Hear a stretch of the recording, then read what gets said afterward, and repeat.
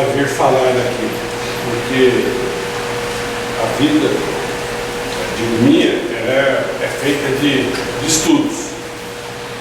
Não sei se eu já comentei aqui, voltando a comentar, eu disse, se não disse, vocês vão ouvir, que os meus amigos hoje, quem faz companhia para mim, são os livros. Os livros são os meus companheiros. Porque já a gente vai amadurecendo na vida e a gente sabe que nós temos que produzir a própria felicidade, a própria paz. Então nós não podemos furtar enquanto essa experiência de solidão e tudo mais, porque ela não causa sofrimento a quem entende ela. Pelo contrário, é um estágio que enriquece as pessoas. Então, existem bastante pessoas procurando vários motivos para se livrar dos seus problemas, né, de enfermidades. A nossa companheira de oração pediu para todos nós a cura, né? Mas a cura, na realidade, ela é intrínseca, ela tem que sair do espírito e depois favorece o corpo. Então, outro dia eu estava conversando com uma pessoa do meio espírita e nós estávamos então perguntando um para o outro, em um outro lugar que fui fazendo um bate-papo. Eu estava falando assim, hoje não veio quase ninguém, o pessoal faz muita caminhada, vai na academia, porque você sabe, né? Todo mundo tem que se prevenir, né? Eu imaginei, falei, eu não sou nos 90 anos do Chico, ele tivesse tido tempo para uma caminhada, para um exercício físico. E, no entanto, carregou, não foi nem problema, foram tragédias, e chegou aos 90. O fator da alma é mais importante do que o corpo. Em todos os segmentos da vida, as pessoas deveriam priorizar a alma. Na opção de duas coisas, entre a matéria e o espírito, desde que não seja da obrigação, mas se ele tem a liberdade para escolher, vá para o espírito. Porque nós estamos num planeta constantemente em transformação. Nosso planeta. Ele tem que transformar, como nós nos transformamos. Ninguém aqui, de sã consciência, pode dizer, eu sou a mesma pessoa por todo o tempo da minha vida. Nós vamos mudando todo dia alguma coisa. É necessário e faz parte do conjunto. E o nosso planeta que nós habitamos, ele também tem que ter a sua transformação. Nem o nosso planeta está imune de transformação, de sofrer transformação. Mas quem faz essa transformação é uma programação estabelecida por Deus. Como o nosso Pai, Deus, cuida do universo, Ele foi delegando os planetas para cada filho, que ele viu que estava à altura de conduzir e de governar.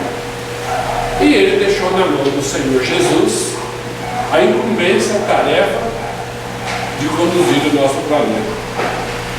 Provavelmente Deus deve ter falado para Jesus assim: eu vou te mandar uma meia dúzia de filhos meus e teus irmãos para você cuidar deles.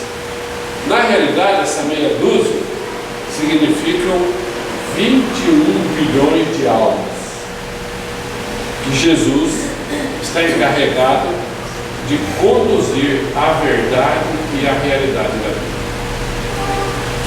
De 21 bilhões, o nosso planeta hoje tem 7 bilhões aqui. Numa conta de subtração, 14 bilhões estão para fora, ligado ao planeta. Não consegue. Como o nosso planeta é uma esfera, os 14 tem quem se acha já num certo grau de evolução, mas que continua trabalhando pela nossa elevação. E a maioria, infelizmente, ainda são espíritos deficientes, com problemas e perturbações, aos quais a gente dá, ou nós damos o nome de espíritos maus. Tem quem, não raciocinando direito, e não lembrando que todos somos irmãos, porque somos originários de um só Pai, trata esses irmãos nossos em situação difícil de demônio, diabo, para não falar capeta, porque não é tão feio, né? Mas acabei falando. Mas eles não são isso, eles são os últimos da fila. Provavelmente nós estejamos alguns passos adiante deles, não muito longe. Nós miramos os que vão na frente, mas para subirmos a escada da nossa evolução, nós precisamos olhar atrás e ajudar quem vem atrás a subir. Um profeta chamado Jacó, viveu muito antes do Senhor Jesus, um dia ele teve um sonho que na realidade era uma visão. Ele viu uma escada enorme na direção do céu.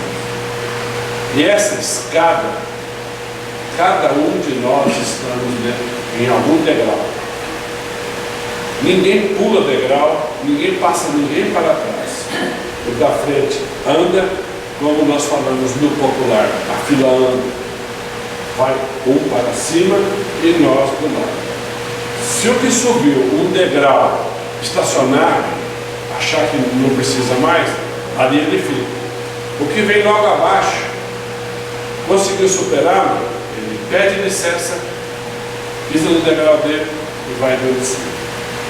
E assim vai. É por isso que às vezes nós em família podemos até não reencarnar mais juntos. Se um evolui mais e outros evoluem menos, o que evoluiu mais por direito tem que estar num lugar melhor. E os que ficaram, como diz o retaguarda, deverão esforçar para tirar a diferença, para alcançar, para poder ficar com a pessoa querida. A vida não dá salto, mas premia os corajosos e os esforçados. Quanto mais a criatura se esforçar, melhor para ela. Mais rápido ela atinge os objetivos do qual o nosso Pai determinou. Prosperidade. E o progresso é o desafio de todos nós. Então, às vezes, a gente estranha as dificuldades. E a gente gostaria, às vezes, de achar um atalho, achar um jeito fácil de tirar o nosso problema. Não existe. Cada um tem que adquirir mérito. Existem obras espíritas que vieram para nos ajudar. Na escala de evolução do nosso planeta, começou o seguinte: começou com uma lei. E todos sabem qual é essa lei, não é mesmo? São os 10 mandamentos. Aquilo ali é o básico aqui na Terra e em todos os lugares do universo. É aquilo ali que conta em todos os lugares do universo, os 10 mandamentos. Raras pessoas se atém para a responsabilidade que se acha disso. Então, diz que Deus concedeu a Moisés a tábua dos 10 mandamentos. Mas na realidade, depois que nós adquirimos um raciocínio mais elevado, nós entendemos que Moisés deve ter sido visitado por um espírito superior, e mostrou a ele que ele deveria falar para todos quais os mandamentos que nós deveríamos atentar e obedecer. Os 10. Então vamos chegar lá no quinto mandamento: não mateis. Eu não matei nada nessa vida e não vou matar. Então, já tem um grande benefício. Se nós pegarmos isso aqui, isso que eu disse, está no primeiro capítulo do Evangelho. Passado muito tempo, chegou Jesus e ele abriu a conversa dizendo assim: eu não vim destruir a lei, mas sim cumpri-la. Jesus, tudo que ele fez foi baseado nos 10 mandamentos. Tudo que ele praticou. Só que Jesus expandiu o que estava em poucas letras. Jesus expandiu para nós termos mais entendimento. Ele foi mostrando na prática e as coisas foram crescendo. Jesus, então, na época, insistiu e demonstrou: temos que praticar o bem. Diante de qualquer aspecto, sempre devemos procurar fazer o bem, mas temos que ser muito bondosos. Jesus assim disse e fez. E depois ele não escreveu nada, não deixou ninguém escrever. O povo era iletrado, inculto e ignorante à época. Jesus não tinha como chamar como nós estamos reunidos aqui. Ele fazia tudo em público para tocar no máximo de pessoas. E aí, quando ele se viu que ele estava próximo de ir embora, ele disse assim: se vocês me amarem, porque quando a gente ama uma pessoa, a gente guarda a fisionomia dela, guarda os exemplos dela, guarda tudo dela, impregnado no coração. A gente não carrega fotografia, a gente leva no coração a pessoa amada. E Jesus disse: se vocês me amarem, guardarem e praticarem os meus mandamentos, eu rogarei ao meu Pai, e Ele mandará um Consolador para ficar definitivamente com vocês. Ele foi um Consolador temporário. Ele viveu entre nós 33 anos. Ensinou 3 praticamente. Não deu, mas foram 3. E Jesus consolou todo mundo, aflitos, doentes, loucos, fez grandes benefícios. Mas o que ele falou, anotaram, mas ficou em termos de alegoria. Em termos de alegoria. Quer dizer, ele então fazia uma fantasia para a pessoa pensar e depois raciocinar sobre o que ele falou. E as coisas não evoluíram. E Jesus, provavelmente, e assim o foi, provavelmente assim o foi, Jesus viu que a humanidade no ano de 1800, do século XIX, da nossa era, estava pronta para receber as novas luzes do Consolador que ele havia prometido. E veio o Espiritismo. E Jesus é o dirigente da codificação espírita, porque ele é o que preside o Espírito de verdade. Tudo que nós achamos no Evangelho sob o nome de Espírito de verdade é um conjunto de espíritos que, em nome de Jesus, trouxeram as luzes e trouxe esclarecimento a tudo que ficou não explicado no Evangelho de Jesus. É tanto que o Espiritismo diz assim, que o Espiritismo veio dar a conclusão, veio concluir a tarefa. O Espiritismo, ele não veio para ser manifestação de fenômenos. A psicografia e tudo mais é um fenômeno comum na doutrina espírita. A maioria de vocês aqui Fala, nossa, aquele moço, tá vendo? Rapaz aqui, ele não é um escolhido, ele não é mais do que ninguém daqui. Ele tem uma qualidade que ele usa. Mas entre vocês deve tem pessoas que possuem uma qualidade superior à psicografia, que se chama intuição. Quando a pessoa fala assim, mas será que eu pensei ou o pensamento caiu em mim? No livro dos Médiuns, há um ensinamento sobre isso. Kardec explica: se veio de você ou não, desde que seja um pensamento bom, é que Deus permitiu. Continue a tua vida. Porque tem hora de fazer, mas será? Porque é uma coisa, é uma situação, né? Uma situação deliciosa conviver com a nossa consciência. É uma felicidade.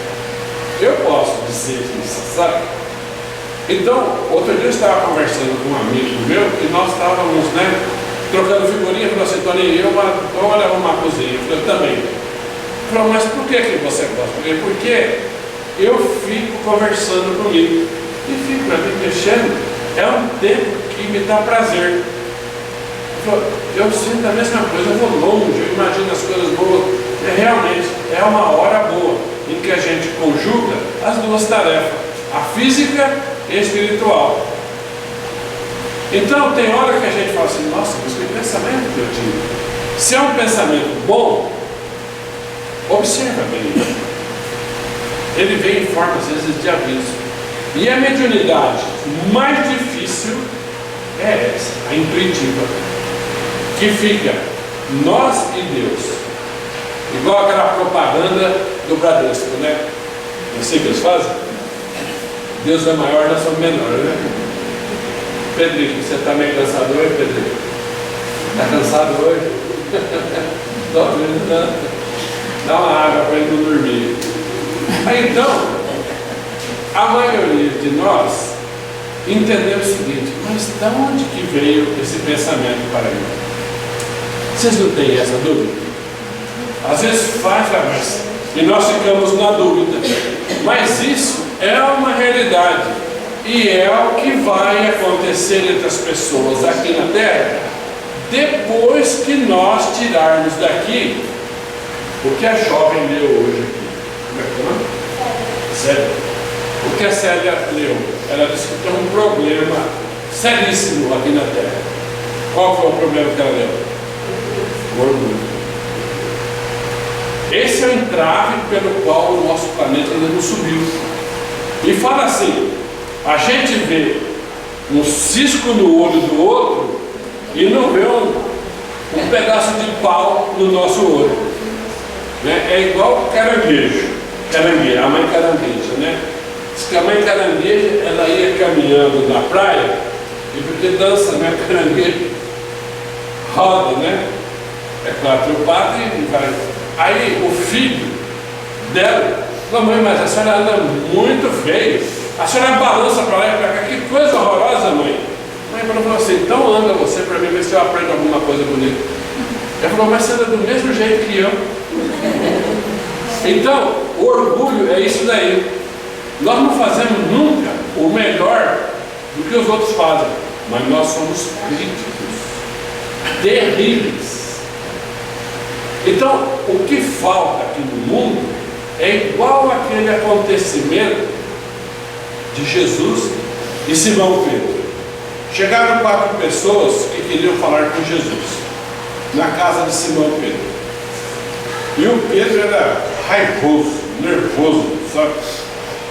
Tudo ele dava patada. Pedro não tinha tranquilidade para falar com Jesus. E Jesus estava tendo um caso dificultoso. Disse assim, Pedro, atenda em meu nome essas pessoas. E a primeira pessoa foi falar um negócio, o Pedro já saiu já deu 2 quentes, 3 fervendo, cada vez. E aí foi, os 4 ele despachou na pancada. E aí, ele, quando saíram os 4, ele falava assim, Pedro, e não volte mais aqui para perturbar, viu? Então, quando ele voltou, ele viu Jesus, calma. Aí ele caiu em si. Ele falou, Pedro, eu pedi pedi para você atender em meu nome. Que no teu sabia que ia sair grosseria. O orgulho faz isso, a gente julgar mais do que os outros. E não pode ser assim. No mundo maior, nos mundos melhores, o que se premia é a qualidade que a pessoa tem. Quanto mais qualidade ela tem, em termos de moralidade e de inteligência, mais brilha o espírito dela. Por exemplo, o espírito do Emmanuel, ele já não brilha mais porque ele está encarnado aqui no estado de São Paulo. Ele deve ser um menino já uns 10, 11 anos. Emmanuel, quando aparecia para o Chico descrevia uma cruz brilhante em torno da cabeça e das costas dele. Representava Jesus. De tanta bondade, de tanto trabalho especial. Agora, esses espíritos estão trabalhando para fazer uma mudança aqui na Terra. Temos que tirar o orgulho, o egoísmo e a ignorância, para que daqui uns tempos comece um mundo de regeneração. Quem tiver vontade de coisas ruins, maldades, será convidado a não morar mais aqui. É só as pessoas interessadas na prática do bem e fazer a vontade de Deus. E quem vai fazer essa transformação, querendo ou não, gostando ou não, aceitando ou não, é o Espiritismo. E o Espiritismo está nas nossas mãos. Cada um de nós somos propagandistas do Espiritismo. As pessoas não gostam de muita palavra. As pessoas gostam de ver exemplo. E Deus verificará isso todo dia. Quem mais pratica o que Jesus ensinou. E para transformar, as pessoas não pensem que elas são escolhidas por causa de algum fenômeno. Porque nem todos que dizem Senhor, Senhor, entrarão no reino dos céus. Tem tanta gente falando que é bispo, apóstolo, enviado, iluminado, e Deus nem conhece a não ser como filho apagado. Mas as pessoas, por não ter ainda o desenvolvimento, por não estudar a doutrina, dá crédito para qualquer pessoa na área da religião, principalmente no Espiritismo, se a pessoa demonstrar algum fenômeno. E quem tem que se diminuir o máximo possível, igual fez Chico Xavier. Uma vez chegou uma senhora lá, toda empavanada, bem arrumada, produzida, e falou assim: Chico, você sabe o que eu fui na última encarnação? Não. Eu era uma rainha que mandava os cristãos para morrerem na boca das feras, dos leões. Olha só como é que eu fui uma rainha ruim, Chico. Nem para contar um caso era se diminuída. E perguntou para o Chico: e o que você foi nessa época, Chico? Eu era a pulga do leão. O vantajoso de quem quer seguir Jesus é humildade. Nunca mostrar que tem, que sabe que é, mas realizar. Porque tem hora que a gente pensa: esse vai para o céu. Quem lê o livro Nosso Lar entende. O André Luiz saiu daqui como cientista. Deram diploma, fizeram tudo quanto é tipo de homenagem. Até feriado fizeram. Depois, um dia, ele precisou começar a trabalhar lá no além, numas câmaras de refrigeração, vamos falar assim. câmaras de expiação. Você desculpa, mas eu vou aprofundar um pouquinho até em sofrimento. Existe um lugar no nosso lar, quando eles retiram as pessoas das trevas, e a pessoa não sabe o que ela, se ela morreu, o que aconteceu, eles vão para um determinado lugar e eles abrem uma câmara, como se fosse uma urna, e joga a pessoa lá dentro. Ali ela dorme. E tem uns que precisa trancar, porque senão ela levanta e sai correndo. E o André Luiz precisava trabalhar e foi lá conversar com o ministro Genésio. O ministro Genésio era um senhor de cabelos brancos, que ele descreve no livro Nosso Lar, e diz assim: você é o ex-médico. Olha o tratamento. Tudo que ele adquiriu aqui na Terra, em conhecimento, quase nenhum valor tinha. Porque perguntaram para ele: o que você fez de caridade quando você era médico? Ele tentava lembrar e não lembrava. As únicas coisas que foram favoráveis a ele é quando ele atendeu uma senhora que falava muito de graça e ele dava a consulta e não cobrava nada dela. Mas toda vez que ela aparecia, ele queria correr e esconder. Foi o único benefício dele. O tempo de médico e tudo, nada valeu. E ele perguntou se ele poderia trabalhar naquelas câmeras retificadoras. Disseram que sim.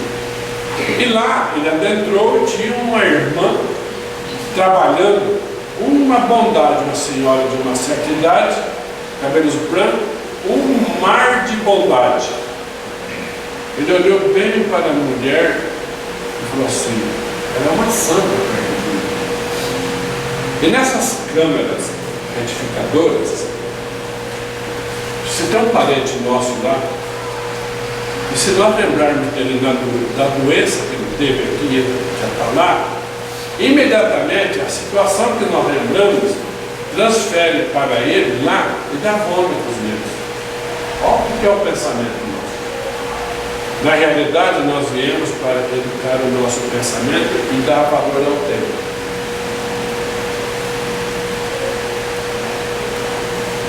A minha esposa está em algum lugar. Se eu começar a lembrar dos acontecimentos da doença dela, das gravidades, eu vou transferir tudo de novo para onde ela se encontrar. Eu estarei sendo um egoísta, um maldoso.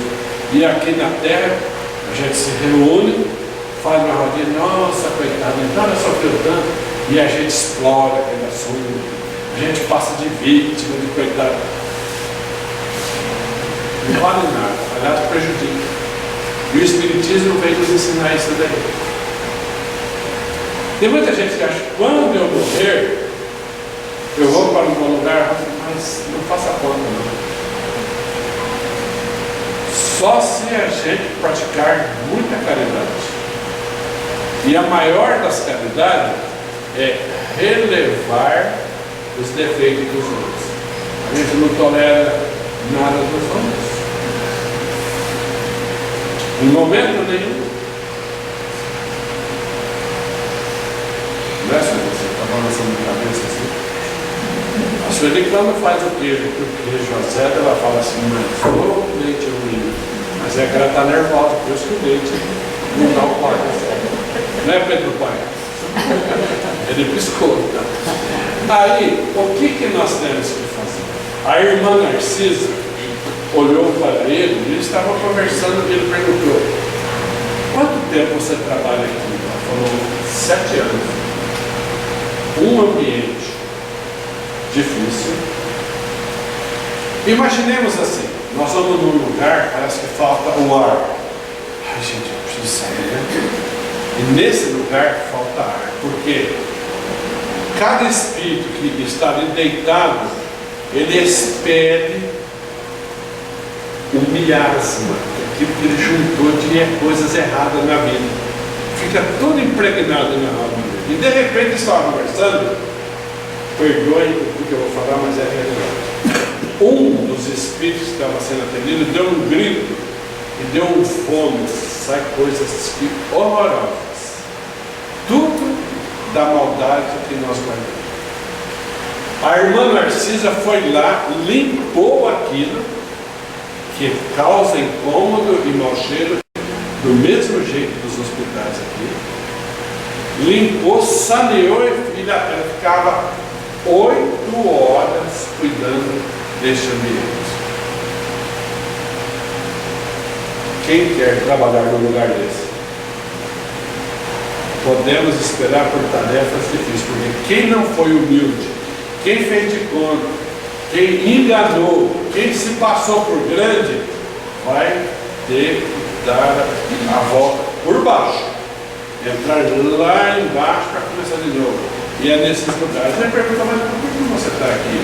Ela falou assim, é que eu preciso de um crédito aqui na espiritualidade. Que crédito? Eu pretendo reencarnar com um grupo de pessoas queridas, mas para isso eu precisava de crédito, precisava fazer economia, guardar o dinheiro na poupança. E eu fui conversar com a irmã veneranda, que é uma ministra, e ela me recomendou trabalhar 10 anos aqui neste lugar para poder ter o mérito de pedir a nova encarnação. O fato da gente entrar e sair no centro espírita, ouvir, assistir, tomar passe, não está causando transformação em nós, não. Fui aqui, fui lá, vou aqui, vou lá, recebi aqui. Nós estamos arrumando, é mais conta para pagar. O verdadeiro cristão, dentro da doutrina espírita, está dito assim: reconhece-se o verdadeiro espírita, o verdadeiro cristão, pela transformação que ele faz em si próprio e pelo esforço que ele emprega para conter as suas imperfeições. Eu tenho aprendido isso. Vocês imaginem, vamos supor, vamos pensar numa situação seguinte: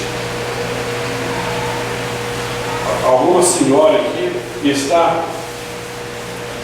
puxando água em uma parte da casa, mas ela teve que fazer uma outra coisa e chama um filho ou uma filha, e aí ele vem fazer uma coisa, já quer dar ordem, fazer tudo diferente. Na realidade, a pessoa, quando vê essa contrariedade, ela deveria agir de caridade, falando assim: eu só pedi para você puxar a água, quanto que fazer e como fazer, eu já sei.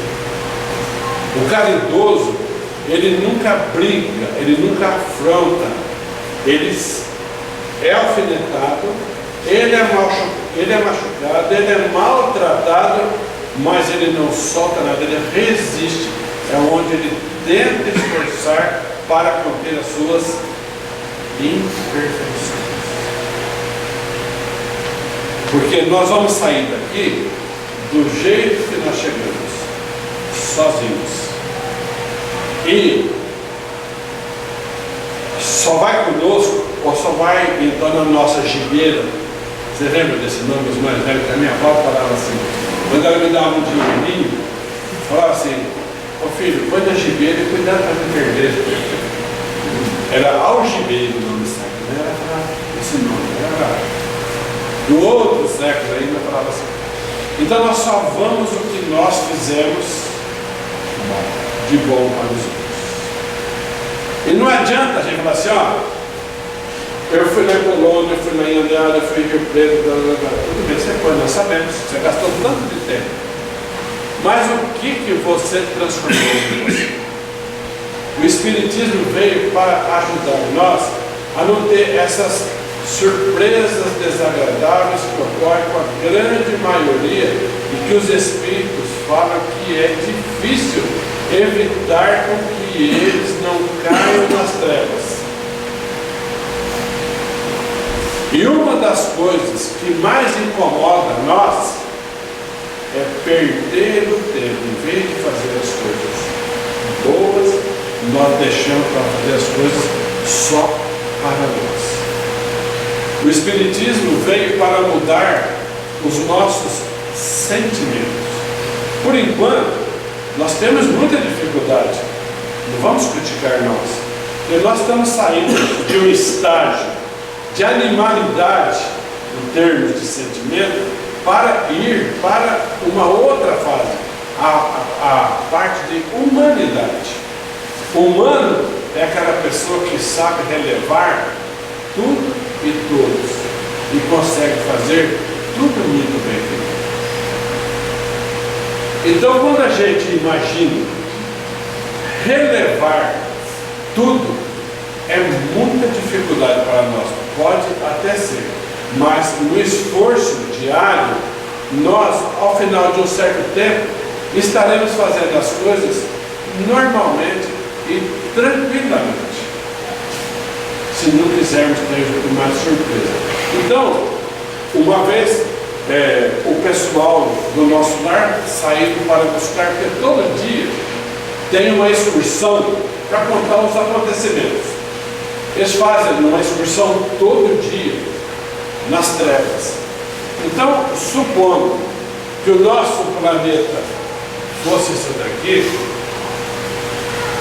tudo que fica próximo à Terra, e principalmente na parte mais baixa, chama-se umbral. E existem vários lugares, planos de socorro, como tem esse centro espírita aqui. E vários espíritos fundam essas colônias e esses lugares, e eles começam a ajudar quem está numa situação mais difícil. E eles descem, mas só que eles têm que tirar esses nossos irmãos das más influências. Então eles jogam uma rede para capturar os que podem vir. E quando eles tentam segurar nessa rede para vir, os espíritos contrários ao bem entram em ação e vai derrubando todo mundo e vão batendo e espancando. Porque os que não fizeram bem e sabiam que tinha que ser feito são vítimas e prisioneiros desses irmãos infelizes que deixam muitos em muito sofrimento. E aí eles tentaram tirar e não conseguiram. E uma mulher que sofria muito, um jeito horroroso de ser, olhava e disse assim: pelo amor de Deus, tira eu daqui. Eles olhavam e jogavam a rede. Quando ela ia levar a mão, vinha as outras pessoas e tiravam. Ela falava assim: pelo amor de Deus, eu conheci o Dr. Bezerra de Menezes, eu frequentei não sei o quê, mas não praticou. Quando nós chamamos de praticar, porque aqui dentro vai muito gostoso, tudo muito fácil. O melhor, principalmente no ambiente de trabalho e no nosso lar. Esses são os lugares. Porque tem hora que a gente fala assim: Jesus pediu para nós intensamente para que a gente amasse os nossos inimigos, não é mesmo? Mas às vezes os nossos inimigos vestiram uma roupa de filho, de filha, de genro, de nora, de neto, não é mesmo? Porque só o Espiritismo explica tudo isso. Tinha um cidadão que tinha uma filha que ele era apaixonado por ela, e ela se engraçou por um certo rapaz e tinha bastante ligação, se interessava por ele para ser esposa dele. E o pai entrou no meio com o arbítrio dele e disse assim: não vai casar com esse moço, esse eu não quero, esse não serve. E pôs um monte de defeito no rapaz. O rapaz, desesperado, tentou de todos os meios convencer o pai da moça. Não houve acordo. Ele, num gesto tresloucado, deu fim na vida. Foi fraco e se matou.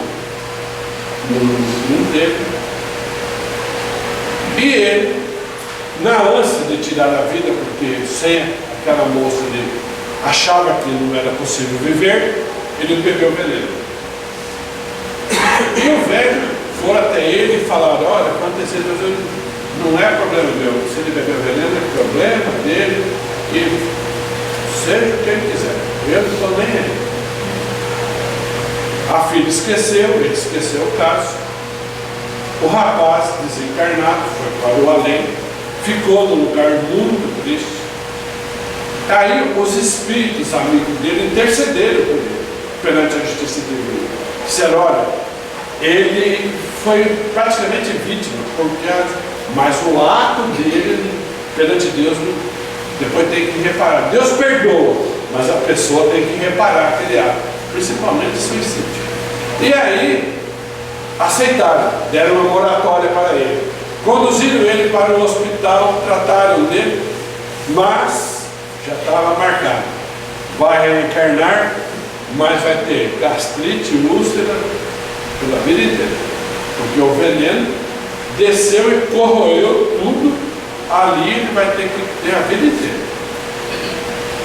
Aí ele ficou, e um dia chamaram ele e disse assim: está sendo preparado um novo corpo para você reencarnar. Adivinha onde?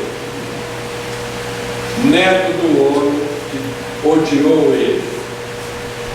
Quem conta isso é o espírito de Cornélio Pires, e ele fala que, passado um tempo, o avô beijava o neto e dizia assim: ah, minha filha, minha paixão, como eu te amo. Era o moço que ele detestou, não quis para genro, e que era o filho dele, neto dele, que seria herdeiro, e veio filho da que seria a esposa dele. Então, nós não podemos brincar com o destino na vida. Aquilo que a vida trouxer para nós, examina bem. É como um casamento. Existe um namoro, um noivado, para se conhecer. Qualquer coisa que a vida nos traga, vamos examinar bem antes de pular no barco. Porque se a gente jurar que não vai sair antes que Deus nos separe, a gente pode fazer um problema muito grave. Então, nós devemos. E tudo aquilo que nos acontecer, não se aborreça não. Não se entristeça não. Porque existe hora que nós é que punimos nós mesmos. Outro dia, por exemplo, numa outra casa espírita, entrou um senhor que eu conheço ele, né? Eu conheço até bastante gente das andanças. Ele mancando, né? Eu tenho o hábito de brincar com as pessoas e digo assim, né? Quando a pessoa está mancando por dor, né? Não manca não, porque mancar é muito feio, né? Aí ele pensou daí, mas se você soubesse por que eu estou mancando, você não imagina o que é esporão. E é terrível mesmo. Aí ele falou assim, mas eu vou ficar curado. Eu estou fazendo um tratamento com fulano de tal, médico, faz cura, perto da cidade dele, eu vou ficar bom. Vocês imaginam se um calo ele obedece uma prece? O calo não quer nem saber, ele vai continuar doendo. Nós temos que procurar a parte médica, porque Deus concedeu a medicina para cuidar do corpo. E a alma a gente cuida no centro espírita. Agora, o corpo tem que ser com a área médica. E nós temos que procurar o melhor para nós. Não podemos perder a nossa saúde por nada nessa vida, porque Deus pedirá conta do corpo e pedirá conta do tempo. O que você fez nessa coisa? Então, o Espiritismo vem falar isso para nós, porque o nosso corpo, ele fosse um desenho. Tudo que eu comia mais, se eu tenho uma gastrite, por exemplo, de fundo nervoso, de preocupação e tensão, vai ficar a marca no meu corpo. Bom, eu vou morrer, vai desaparecer, não vai? No corpo desaparece, mas vai no perispírito e fica marcado em cada um. Então, existem pessoas, por exemplo, nós temos um conhecido a nível de Brasil, né? Ele está internado no hospital em São Paulo, um jogador de futebol famoso. Ele está lutando contra a morte, em função de um desvio. Por tudo que ele fizer, Deus não vai acusá-lo de nada. E aí, só que, em futuro próximo, tanto ele como nós, se não tivermos cuidado, Deus falará assim, ó, eu te dei o corpo com saúde, você não deu valor. O próximo, sem saúde. Aí é que a situação como é que é? Aí, porque tem uma senhora que frequenta o nosso centro, ela vai completar dia 18, 77 anos. 70. Ela diz assim para mim, Toninho, eu adoraria ter um dia na vida sem dor. Só um, para saber como é. E ela diz assim, ela tem uma coragem para me contar as coisas, e pouca gente sabe o que ela me confessou. Eu jamais vou falar para alguém, dizer assim, mas eu sei hoje que eu estou no Espiritismo, por que eu tenho tudo isso? Isso daí começou quando eu tinha 27 anos. Eu me casei com 16. Quando eu tinha 27 anos, eu me engravidei do quarto filho. E uma pessoa chegou e falou assim, mas você está louca? Com tanto sofrimento, mas o filho, põe isso para fora, não pode. A pessoa insistiu tanto que ela abortou. Nunca mais ela teve sucesso. Porque eu citei logo no começo para terminar com isso. Nos 10 mandamentos, o quinto mandamento, o que eu falei que é? Não mateis. E matar um ente de 32 dias aqui é muita frieza, é muita crueldade. A vida é uma bênção para quem carrega ela com responsabilidade. E o Espiritismo ajuda nós a fazer. Se nós começamos, depois que nós fizemos algumas farras, não tem problema. A farra fica como uma coisa que nós vamos pagar lá na frente. Mas da farra em diante, não faça mais. O maior exemplo, então outro dia, eu, numa outra casa espírita, eu vi um senhor reclamando que ele estava muito triste de um relacionamento dele. Aí, fiquei nas dúvidas e deixei de lado. Mas Jesus, ele perdeu o casamento dele por insistir nos vícios e nos erros dele. Ficou sem companhia. Desistiu.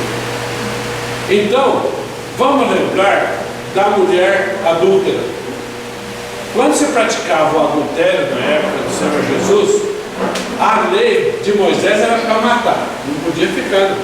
Pegou, mata, não pode ficar. Aí, Jesus apareceu. Num momento, só um caso, mas serviu por todo o tempo.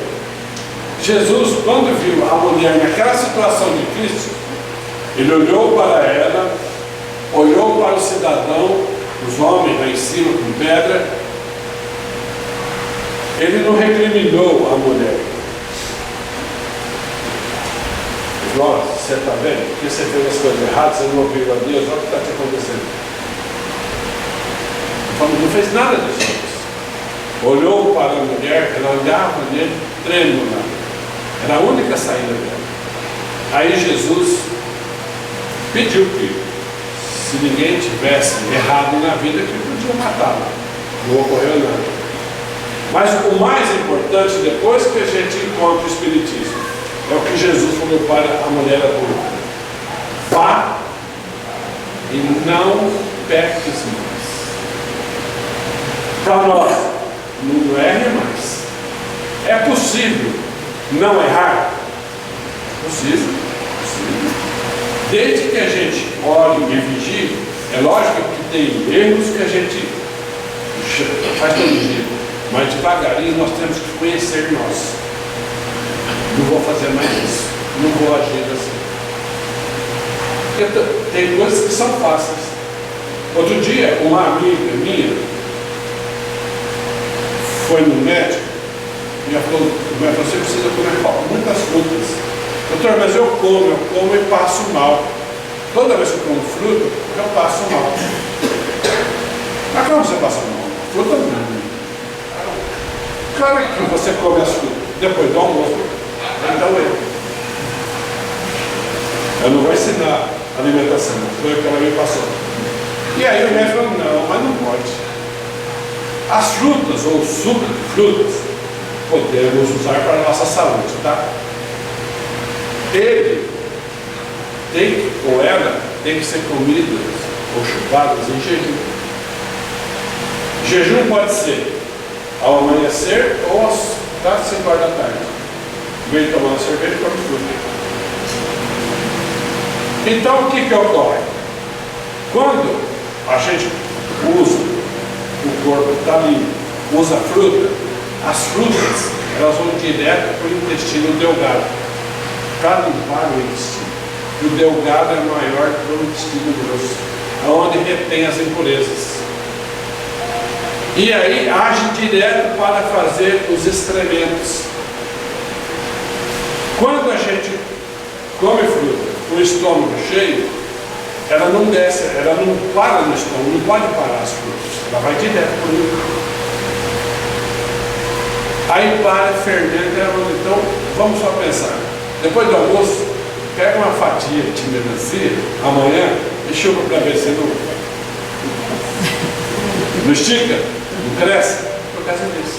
Aí o médico explicou ela fez a mudança, essa é uma saúde feliz hoje. O Espiritismo é a mesma coisa, é a colocação das coisas na hora certa. Vou sair para a luta, obrigado, Senhor, e que eu tenha o acompanhamento dos bons espíritos. E o Espiritismo é que vem nos ensinar isso, para ser feliz. Sim. E Jesus falou, Márcia, muito será pedido a quem muito foi dado. Quem recebeu o Espiritismo tem que levar uma herança maior. Do mais, vocês me desculpem, está voltando com 15 mil, prometo voltar com 150 dias. Que Jesus esteja conosco.